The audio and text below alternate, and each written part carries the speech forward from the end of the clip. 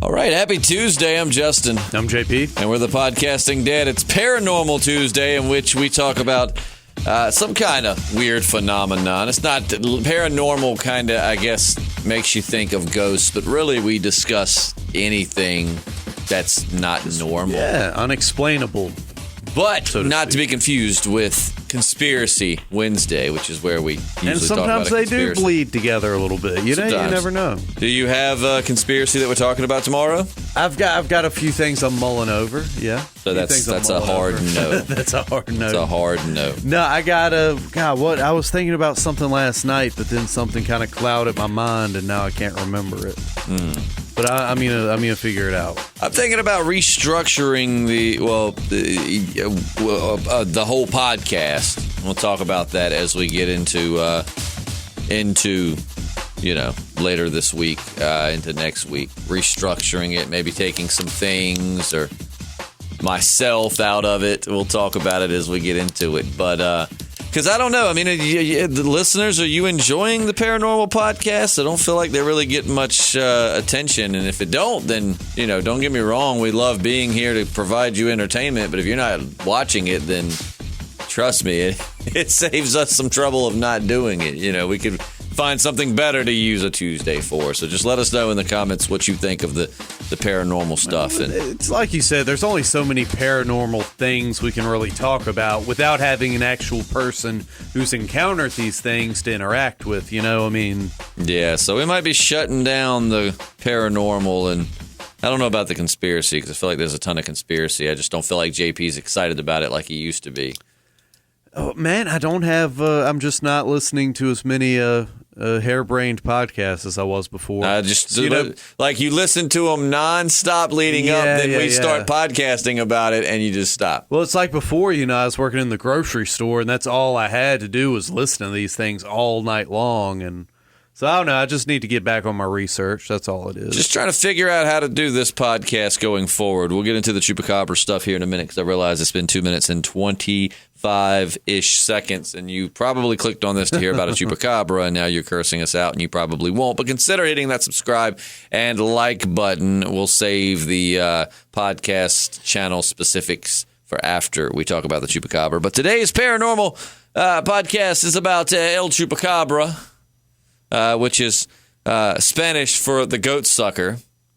Are we sure this isn't you, JP? I mean, I'm not. I've sucked a lot of things, but I never sucked no goat. But are you sure? You've had some wild nights, some that you don't recollect. Dude, I mean, not to get off topic for just a second, but I remember when I first got the internet and started exploring the world of pornography, man, there was a lot of bestiality on the internet. Here it comes. Just there for, I'm just saying, man, it's crazy. Yeah. And you don't see that anymore, which is good, because I don't think these animals were consenting, But no, man, I've seen, you talk about the Chupacabra, I've seen some of the pictures of these mutilated animals, and it does make you wonder what's out there doing it. Yeah, Chuper is to suck, and Cabra is goat, for those that were wondering about that translation. So according to Britannica.com, it's been characterized kind of as like the southern equivalent of Sasquatch. Right. It was first reported in 1995, supposedly in Puerto Rico, and they were blamed on attacks on goats, sheep, and other animals, leaving like these carcasses that hadn't been eaten on, just had puncture holes in the neck, and suspiciously all the blood has been drained. Mm-hmm. And I love that I'm reading that still from Britannica.com. I love that they put suspiciously all the blood had been drained, as if, like, duh, we know that's a... Hey, you know what? There's a corpse there with all its blood drained. That's suspicious. Actually, it's not. Not in this case, but we know it did that.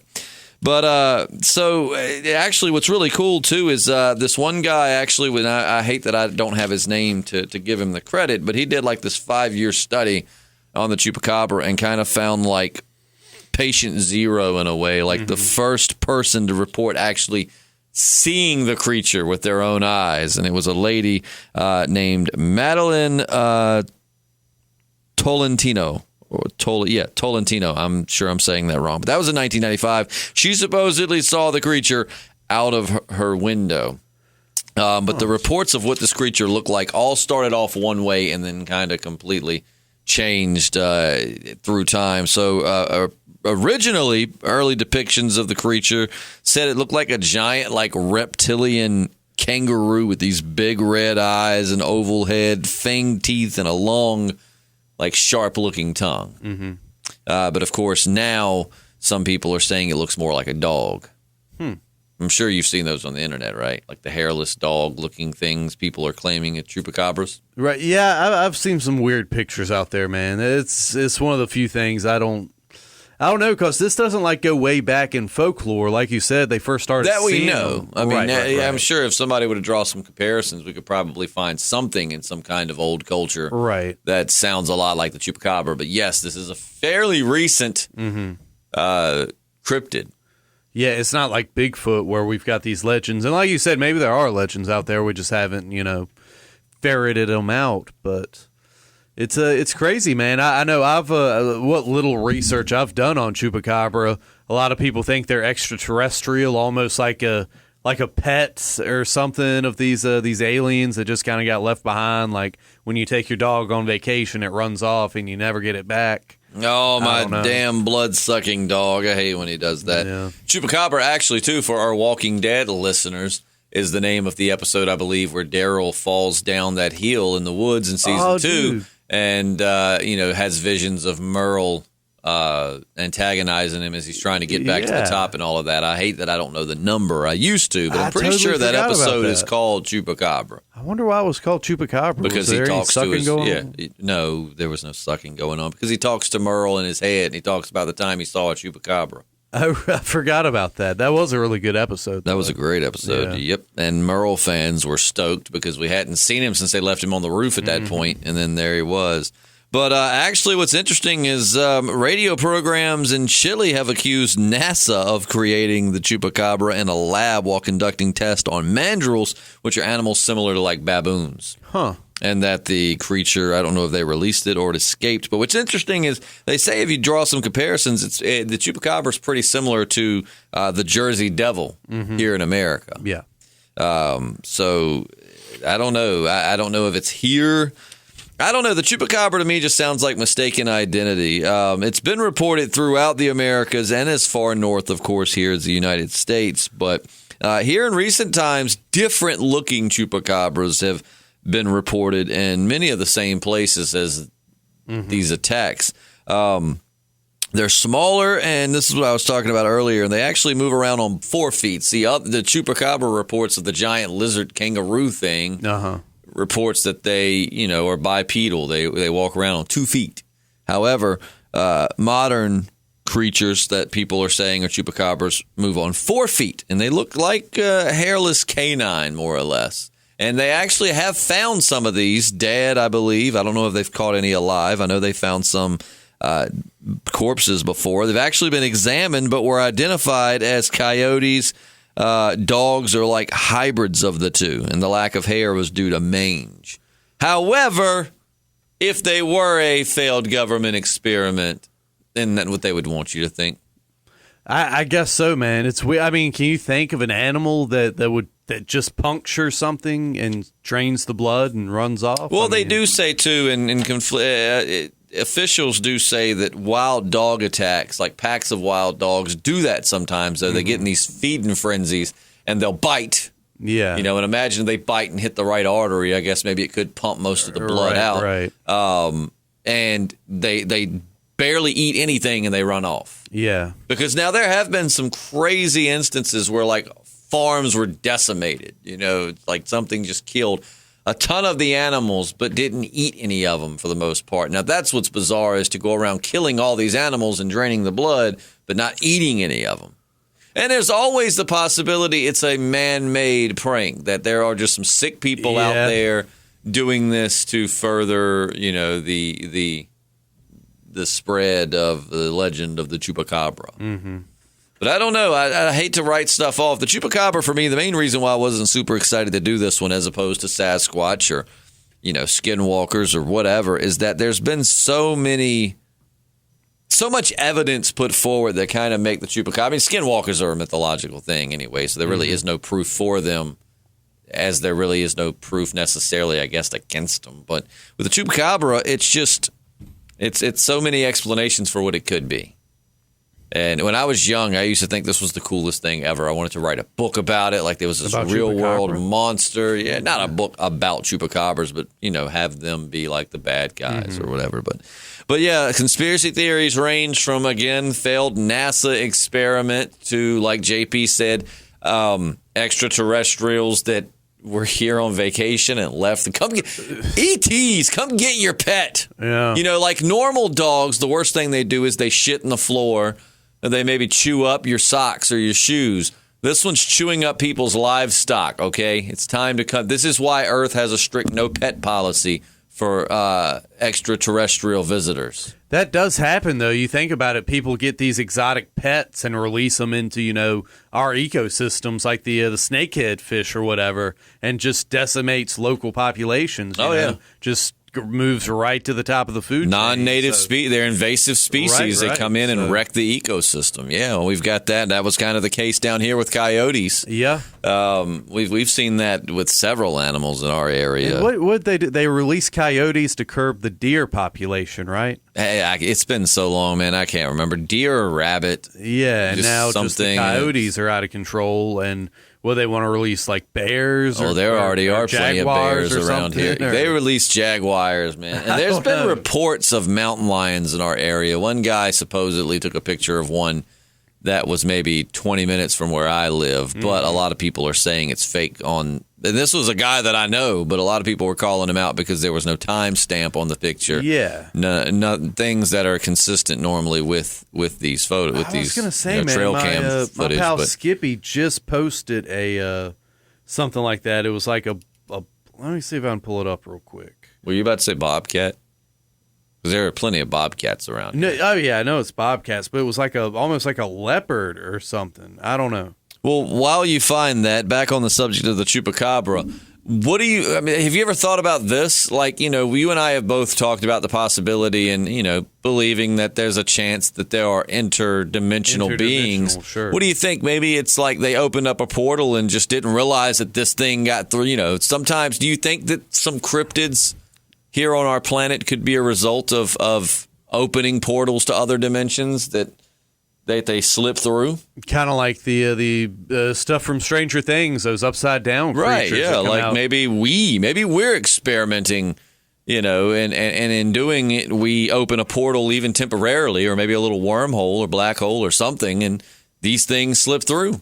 Man, it's totally possible. I think the genetic experimentation is possible too. I don't know what exactly the military application would be for something that just targets livestock. I guess. Well, now there have been reports of it attacking people, not as frequent. Yeah, one guy reportedly, and I hate to misquote this, so forgive me. This is just something I remember hearing. But one guy, maybe in Chile, if it wasn't in Chile, he was in, I guess he was in Puerto Rico, but he reported being grabbed by a gorilla. The only problem is there's no gorillas in his area. Yeah. So, after being treated, it's kind of consistent with what they would consider a chupacabra attack. And there have been instances where people have claimed to be pursued. And I've heard stories even here in America where people are driving and see the notable thing are the glowing red eyes. Yeah. But wasn't that the same thing with the Mothman? Yeah, I think maybe the Jersey Devil. I could be wrong about that. It just seems like if it's a sentence. These are the reasons why I have my doubts, because it seems like that's kind of a consistency with all of these monsters. Because excuse my language here for a second, but how fucking terrifying would glowing red eyes be? It's terrifying. True. So it just seems consistent that when you create a monster and give it glowing red eyes, not saying that some creatures don't have glowing red eyes, but I'm just, it's a common trait among these cryptids. Yeah, I don't know, man. I think genetic experimentation is definitely high on my list if they exist. Because I guess that would be a good idea, have something that could just decimate a population's livestock. Say you're invading some... Well, maybe that's why it's a failed experiment. Right. Perhaps maybe it was supposed to originally attack people, but it just didn't. It just went after... Because it's not reportedly, from most reports that I see, it's not really a huge creature. Yeah. I mean, some reported, of course, being bigger than a man, but most reports put it being... it's something you don't want to tangle with, but it's not like this giant dinosaur. It's of average size. So maybe it just considers people to be too intimidating. So typically it goes after smaller livestock, which is the case because you've got sheep, goat, and chicken seems to be the most common victims. There was one instance where a guy found his cat in that condition, and also the cat's genitals had been removed. Oh, my God. But the common occurrence there are small animals. Yeah. More or less, most of the time, small, helpless animals. Like, what's a sheep or a chicken going to do? Every now and again, you'll find that one goat that'll headbutt the shit out of you, but mostly, it's... So if it was a failed government experiment, that sounds kind of like why. Like, yeah, they got it to where they wanted it, but it wasn't quite aggressive towards people enough to be used in a military application. Unless that is the plan, like, haha, we're going to destroy this village. We're going to release this thing and let it eat their livestock. What's cool, not cool, I would say, but what's interesting is Chilean UFOologists accused Chilean military officials of finding 3 chupacabra eggs, which is a really specific number. You have 3 eggs, not you found eggs. They found 3 eggs and an actual chupacabra itself. And they say the chupacabra material was turned over to NASA, which is weird because that's the second time we see NASA pop up in. I'm telling you, man, NASA is a breakaway government, dude. They're doing stuff like beyond normal government oversight that we just don't know about. Like I said, it was largely founded by Nazis brought over in Operation Paperclip. NASA, dude, they're doing some stuff, man. They're doing some stuff. And it ain't all just, taking pictures of asteroids and what have you. Well, it's even in the name, not a secret association. Huh? The name NASA. Isn't that what it stands for? Not a secret association. That's not exactly how I would phrase it, but... I'm kidding. God knows how many people are going to the comment section. That's not what it stands for, you idiot. Duh.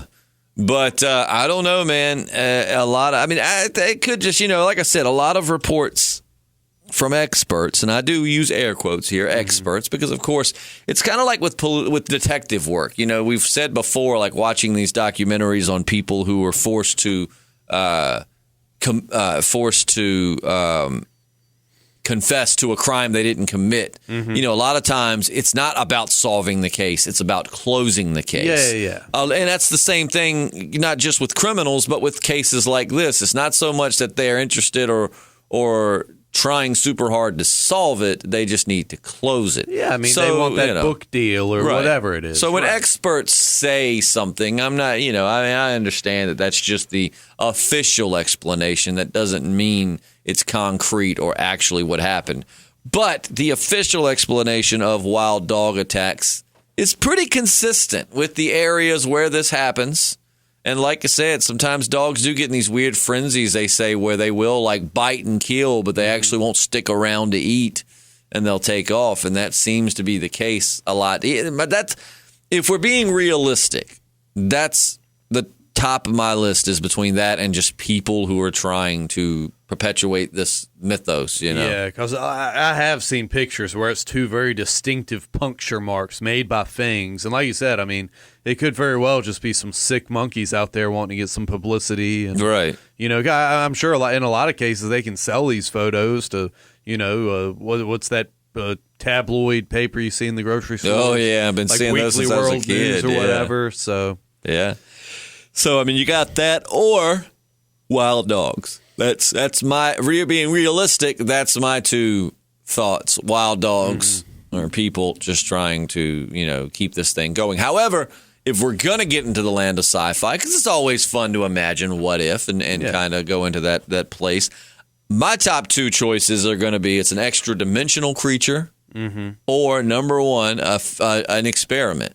Because we know that people experiment with genetics and it's cloning, and man. That's just what we do. So it's not out of the realm of possibility for. And even if there was maybe one chupacabra, you know what I mean, like one that went out and killed a few animals and then eventually died because it wasn't made to survive. It was a genetic, abomination, basically. But that's the top 2 on my list, is extra dimensional, like it got in through a wormhole. It's not of this world. or that it was created in a lab. Yeah, I could see it being a genetic experiment, man. I mean, like I said, there are reports, documented cases of like the Chinese using human, mixing them with pig embryos, making all kinds of hybrid creatures. I mean, well, let's not forget the Russian gorilla super soldier experiments where they tried to create gorilla super soldiers. Can you imagine human gorilla hybrids? Some Russian guy telling you to have sex with a gorilla. That'd be crazy. It's just a Saturday night, brother. You've had sex with a gorilla? No. Oh. But that doesn't mean someone hasn't told me to. Yeah. But yeah, that's it's pretty wild, man, when you really get into what we've done. I mean, that's just the tip. That's just what we know. Yeah, man. I mean, they are, experimenting with the genome, trying to create hybrids again. A lot of times it's for organ harvesting, and it's crazy, man. I don't know what to make of it, but what can you make of it? I'm going to keep my goat tied up. I'll tell you that much. Bring him inside. So let's get a final verdict to hear from you. What do you think it is? Do you think I'm going to give you three choices here, and you're going to pick? All right. A, it's just a case of mistaken identity. Okay. B, it's a failed genetic experiment. I don't want to say failed government experiment because, I mean, it could have been some weirdo in his lab, in his home. So if B would be a failed genetic experiment, or C, that it is just a creature we're not familiar with. Something. It's a perfectly natural, normal creature. It's not something we can count or common, as some people think is the case with Sasquatch. Mm-hmm. Yeah, I definitely think Sasquatch is just a cryptid, but... Well, I mean, of course he's a cryptid. A cryptid is an animal that may or may not exist. Yeah, but I'm just saying one that, goes way back in our, in the history of the Earth. Right. But what do you think? A, B, or C? A, failed genetic experiment. B, mistaken identity. I actually switched those up. I think A was originally mistaken identity. All right, forget the numbers and the letters and all of that bullshit. Do you think that it's a failed genetic experiment? What do you think? Where's JP's head during this? Again, I mean, Chupacabra is not something I've done a lot of research into, but it seems like something that could have come out of a lab. It really does. I mean, I hate to throw the interdimensional thing onto everything we can't explain, I mean, obviously. But is that what you think, though? I mean, don't worry about it, whether you overuse that or not. What do you really think? I mean, if that's what you say every time, if it's really what you think, then that's what I want. I want what you think. Yeah.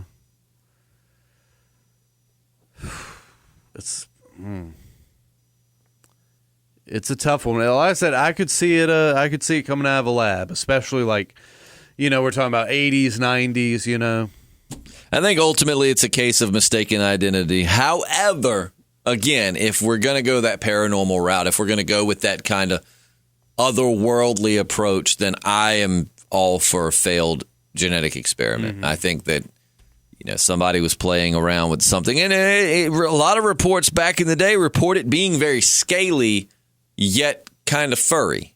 Mm-hmm. So it's almost like you took two different creatures and tried to mix them.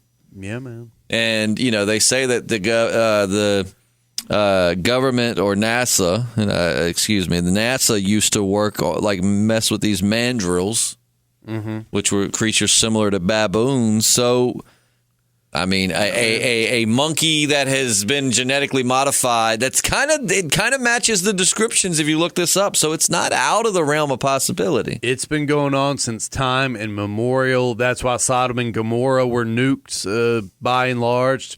They had access to technology and means not of this earth. And they were making hybrids of humans and creatures and centaurs, and they ended up nuking. I thought it just because they were having big group orgies, and God said enough of that. They were doing that too, but I mean that was just kind of a fairy tale to sweep it under the rug. I mean, 2,000 years from now, people might be saying the same thing about Nagasaki and Hiroshima. They were just cities of sin that God wiped off the planet because, we don't have the history. So do you think someone nuked Sodom and Gomorrah? I think a higher power, yeah. I'm not saying God. I'm saying a alien race species, or something. I'm not necessarily saying extra, not necessarily beyond this planet physically, perhaps. Maybe extra-dimensional. Yeah, one or the other. Like I said, my opinions on extraterrestrial beings have changed a lot over the years, See, and I agree with you a lot on the extra-dimensional thing, but it seems almost like you don't believe in any kind of extraterrestrial creature as in beyond this Earth. But see, I believe it. I believe there could be. That's the thing. I don't really know what I believe when it comes to anything. I'm one of the, but I do. I will go on record to say that I do believe in extraterrestrial beings. I mean, it just the universe is it's too big. It's constantly expanding. It's just too big of a for there not to be life somewhere else. And I'm not saying it looks like us. I'm not even necessarily saying intelligent life. Might not even be carbon based, right? Because the thing is, intelligent life has to start somewhere, and who's not to say we aren't the start? Right. And maybe there, but I don't believe that necessarily, but it's just for the sake of conversation. But I do believe. Do you don't know if you believe or think that there's life beyond our planet? Beyond our planet, for sure. Now, whether it's a planet like we look at Mars or something, that I don't know. Just my whole conception of space and the universe is something that's still evolving. I'm still looking into it. I don't necessarily subscribe to the notions that we've been taught our entire lives. So, like I said, I do think there is life beyond what we can conceive, whether it's interdimensional, interplanetary. That I don't know. But, yeah, there's greater forces at work. And in a lot of cases, darker forces at work. Do you think so? You think a lot of the forces that are interdimensional and interplanetary, they're dark, they're evil? But it's just like here on Earth, man. You got good, you got evil. I think that they kind of balance each other out, Stephen Hawking wasn't a fan of the idea of trying to reach out to extraterrestrials. Oh, yeah, I remember because that. He was basically saying, like, look at what happens here on Earth whenever a more advanced civilization meets a less advanced civilization. The more advanced civilization always conquers it. So what would, what's to stop? If aliens were to get to us before we could get to them, that would automatically make them more advanced. And what would stop them from, going, hey, we're way more advanced than they are. Why don't we just take over this planet just because we can? So some scientists think it's best just to stick to our little corner of the universe and just let it be. Like, don't send signals out. Don't reach out. Just do our thing. And if they find us, then we'll figure it out, but don't give them any hints as to how to find it. Yeah, I remember him saying that. I also remember, and I hope I'm getting this right, but Neil deGrasse Tyson, I'm not a huge fan of, but oh, come on, his notion was if they had the capability to get here, then they obviously have more resources. Like, they don't need anything more advanced we've got. Than we are, right? And he also says that there's resources on asteroids just scattered all over the galaxy. There wouldn't be any need to, pillage and plunder us. All right. What was his notion anyway? I'm not going to weigh in on. Talking about Neil deGrasse Tyson? Yeah. That was, if I'm remembering correctly, he was just like, they would already have all the resources and access to whatever they need to where it would strictly be like a diplomatic thing. Like, they would have no need, or just like a scientific observation. They'd have no need to pillage and plunder. Well, that's the thing. We don't know what their life, we don't know their life story, but at the same time, lots of times pillaging and plundering wasn't needed. It just was done. When somebody met someone they knew they could dominate and take over, they did it. Right. And this is just his notion, but he just thinks that, they would have no need to really do that unless they were just sadistic things that enjoyed other beings suffering, which could, Fair. You say darker forces, that would be some pretty dark shit if they just enjoyed, making other creatures suffer. Yeah, if you subscribe to a Zecharia Sitchin, the guys from Nibiru, the 12th planet, came here and created human hominid hybrids to basically make a slave race. So, which they say is why we're so attracted to shiny things. Yeah, we were bred to to mine gold and silver and these precious metals. Yeah. I mean, who's to say, who's on the level? Who knows what? I don't know. I know Zecharia Sitchin is widely discredited. He was in his day, and he's even more so now. I think it's very interesting. But why was he discredited? Basically, he had these Sumerian tablets, like some of the earliest human records, and he transcribed them, translated them, and they talked all about, sky beings coming down, basically just this whole narrative about extraterrestrials from this 12th planet who came over here, genetically engineered us to mine gold, I think to take back to their planet for the atmosphere. I don't know. It was really way out there stuff. But most people now say he mistranslated these Sumerian tablets. Would that be the Anunnaki or whatever you're talking Anunnaki, about? I remember reading about that. Yeah, like Anunnaki were the ones who came over, and there were like Nephilim, who were, I guess, like their descendants.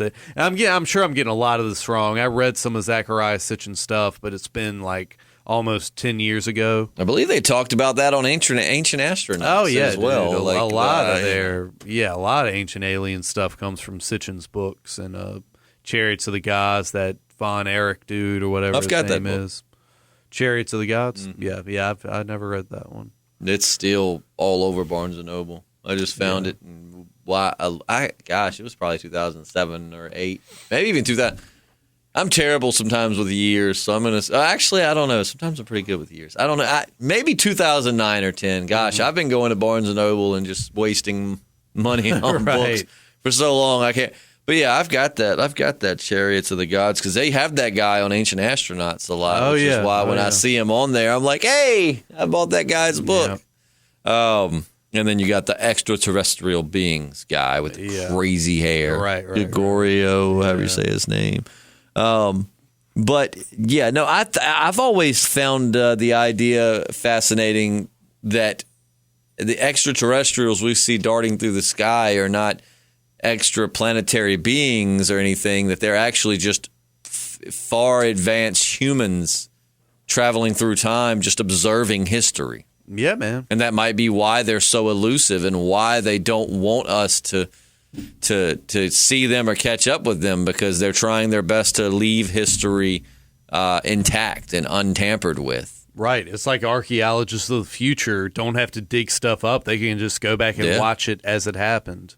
Because we were watching, my friend and I were watching the Morgan Freeman, the story of God. Mm-hmm. And we were just talking about, like, this was like, I think this was the 4th episode of the first season, but they were like unearthing these ancient dwellings and stuff. And it's like, man, we were like, man, people used to live there. Like, could you imagine how cool it would be to just go back in time and watch and just see that being used? Like, people, like, we were looking at like the old Mayan civilizations, and we're like, look at this big pyramid-looking structure, and it just like, this was like a mecca. Like, this was like a city, like a New York City of its time, with people all over the place and trade, and just now it's nothing. It's just an abandoned city in the desert. How cool would it be to just be able to go back and watch just a day of people? Oh yeah, man. And that's essentially what, some people say extraterrestrials are. They're just us from the future, which is why they can.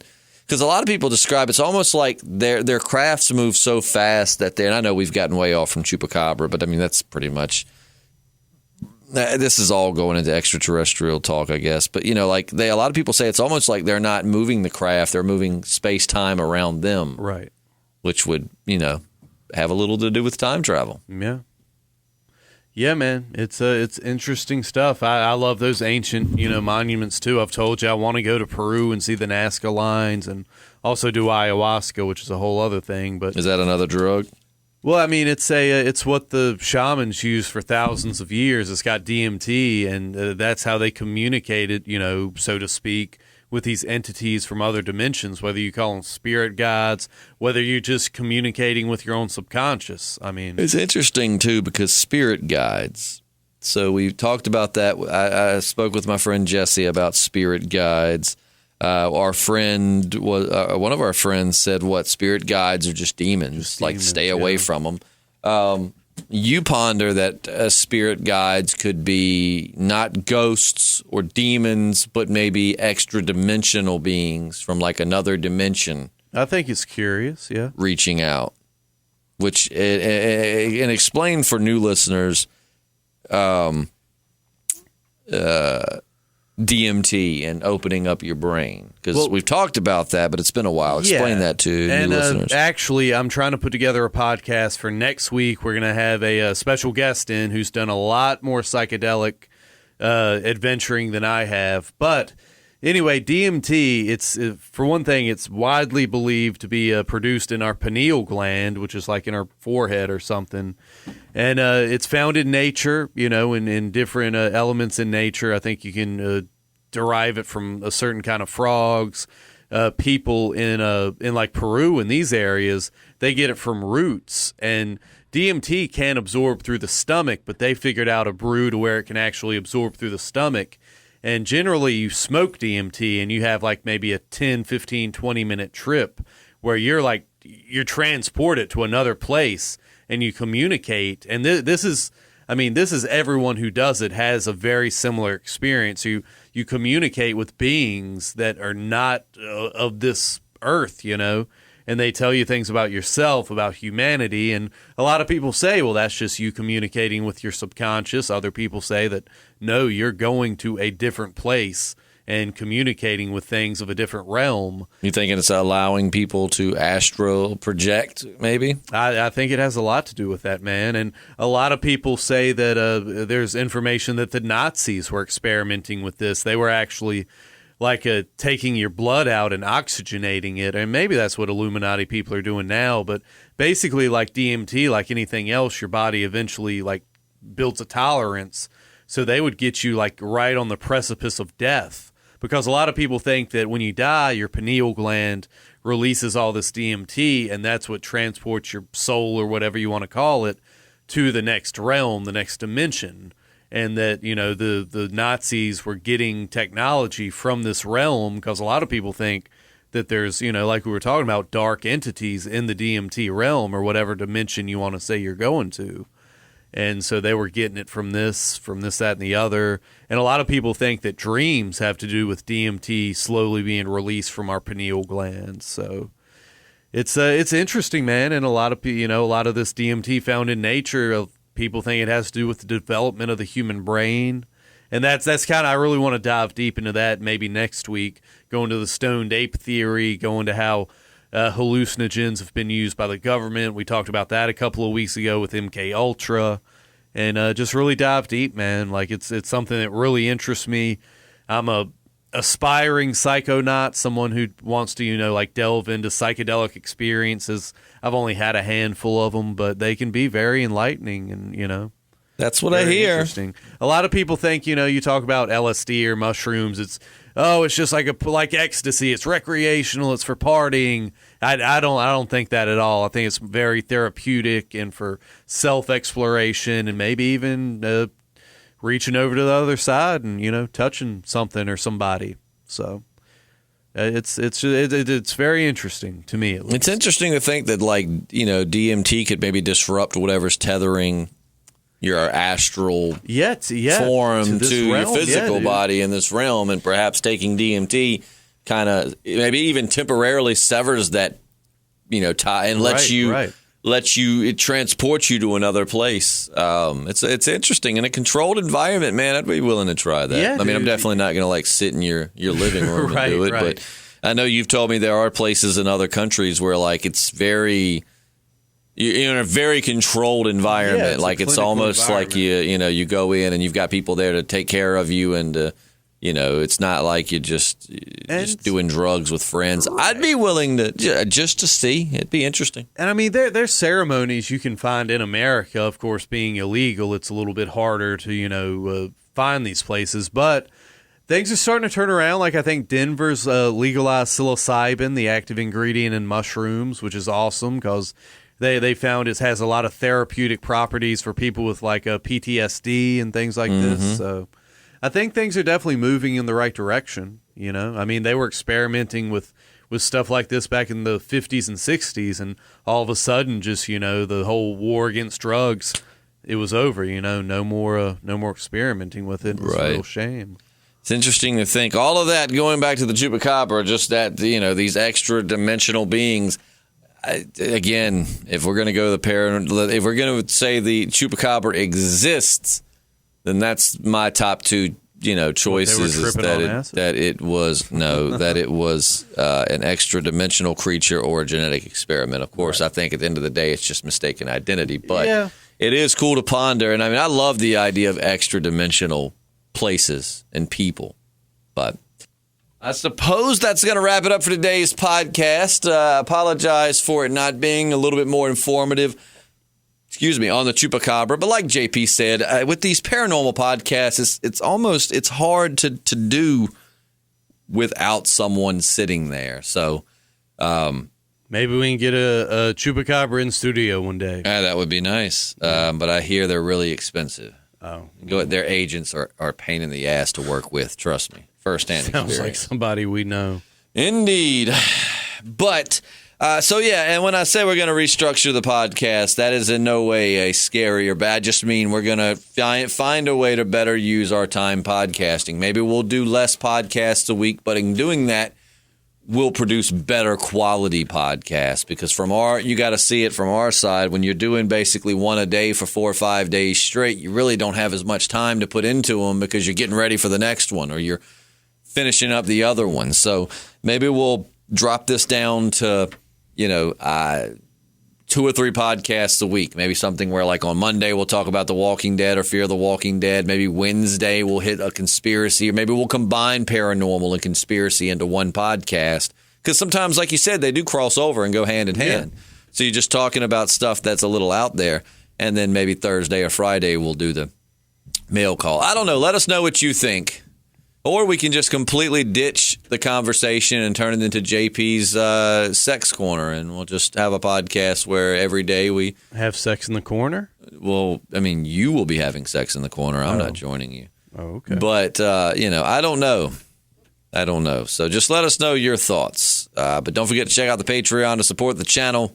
Also, you can follow us on social media. JP, what's your name on social media? J_Radsaw on Instagram and Snapchat. JPSLIM on Periscope. And that's it. There you go. Mine's I'm Justin Lloyd, all lowercase, no apostrophes. Get your Periscope, Instagram, and Snapchat, and Twitter. And so I guess that's going to wrap it up for us. We'll see you tomorrow for whatever JP was talking about earlier. It sounded really interesting, so I'm excited to hear that. I can't remember either. It was so interesting I forgot about it. Yeah. But nonetheless, I have no doubt it will be interesting. So we'll see you tomorrow. I'm Justin. I'm JP. And we're the Podcasting Dead.